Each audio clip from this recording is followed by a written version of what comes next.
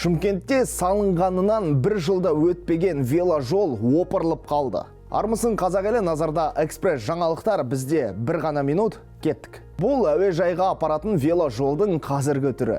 Ойдым-ойдымы шыққан.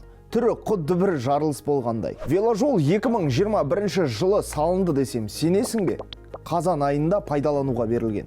Жалпы ұзындығы 4,5 шақырым. Бюджеттен 1,6 миллиард теңге жұмсалған екен. Қаржы 4 жолақты жол, веложол, тротуар, аялдама салуға жұмсалған. Веложолдың өзіне 18 миллион кеткен. Шымкент қаласы әкімінің орынбасары бұған кәріз жүйесін салған мердігерді кінәлі деді. Сол қалпына өзі келтіреді. Бір ай уақыт берді. Жөндемесе сотқа бермек.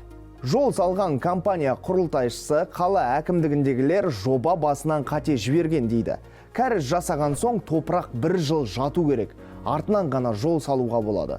Айтқанды